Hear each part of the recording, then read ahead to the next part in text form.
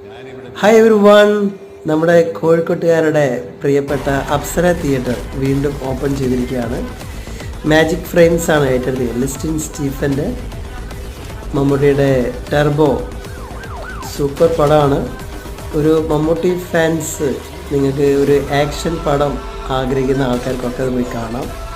നല്ല ഫൈറ്റ്, നല്ലൊരു കഥയാണ്. തിയേറ്റർ 1000-ലേറെ സീറ്റ് ഉണ്ട്, ഒക്കെ ഫുള്ളായിരുന്നു. നമ്മുടെ പണ്ടൊക്കെ തിയേറ്ററിൽ പോയി സിനിമ കാണുന്നൊരു ഫീലായിരുന്നു, ആളുകളുടെ ഒച്ചയും വിളിയും ഒക്കെ ആയിട്ട്. മൂവി എന്തുകൊണ്ടും ഇഷ്ടപ്പെട്ടിട്ടുണ്ട്.